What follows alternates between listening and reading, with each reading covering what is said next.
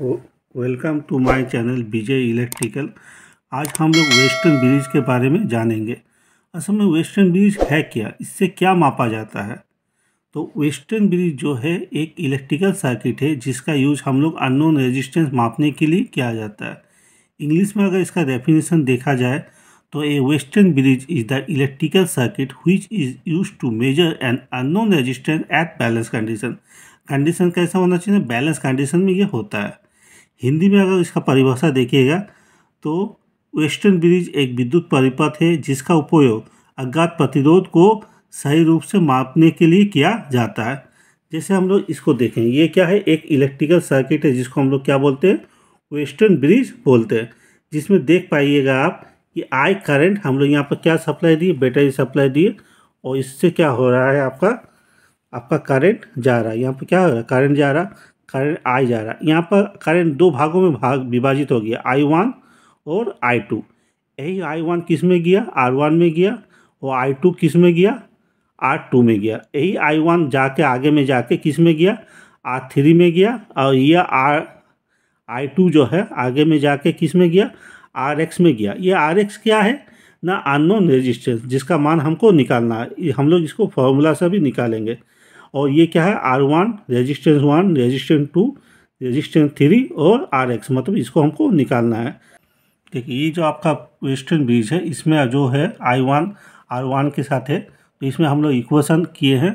I1 R1 जो equation है, और R2 I2 ये इक्वेशन 1 है, और R3 I1 और RX गुना I2 ये इक्वेशन 2 है। जैसे हम लोग यहाँ पर देख सकते हैं, हम लोग क्या किए, मल्टीप्लिकेशन किए I2 को RX के साथ, और I2 को R2 के साथ, और I1 को R1 के साथ, I1 को R3 के साथ।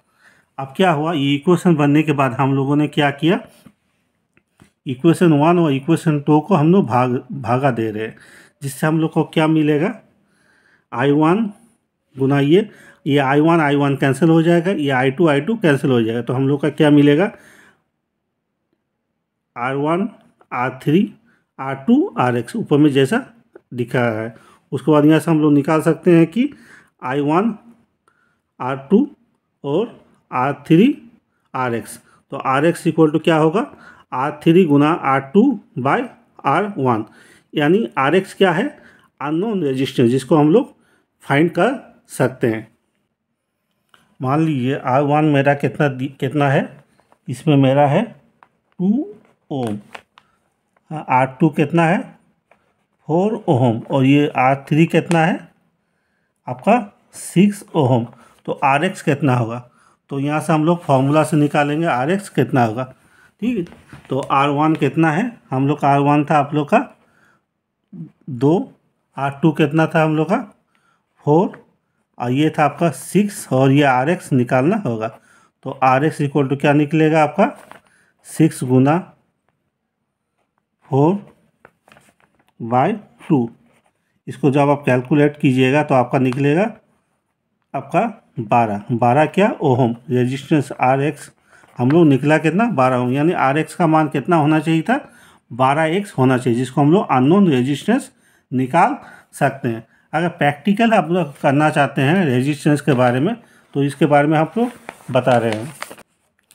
At the balance condition middle bulb current is 0। इसका मतलब क्या है, मान लीजिए मैंने 5 को बल्ब लगाया सेम वाट का, जैसे ये भी आपका 40 वाट का है, ये भी 40 वाट, ये भी 40 वाट, ये भी 40 वाट, ये भी 40 वाट।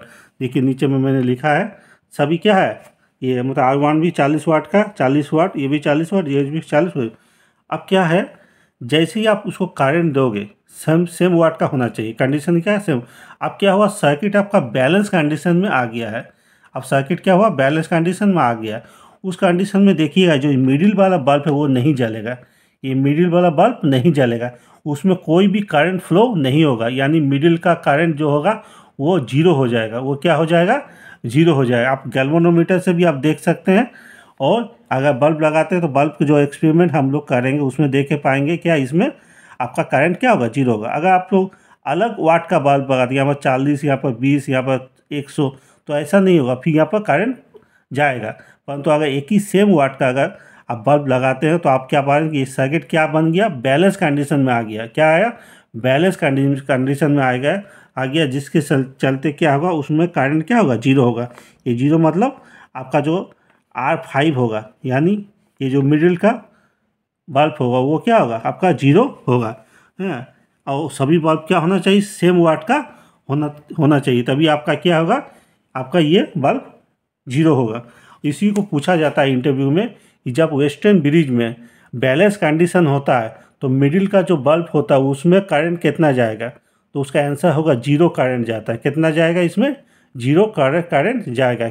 और हम लोग वेस्टर्न ब्रिज से अननोन रेजिस्टेंस भी निकाल सकते हैं, जो हम लोग फार्मूला आप तो दिए, इस फार्मूला के माध्यम से आप लोग निकाल सकते हैं। इसका फार्मूला क्या होता है, RX = R3 R2/R1। ठीक है, इस तरह से हम लोग निकाल सकते हैं। ये है वेस्टर्न ब्रिज। अगर आपको ये वीडियो अच्छा लगा है तो इसको लाइक कीजिए, सब्सक्राइब कीजिए और शेयर कीजिए। धन्यवाद।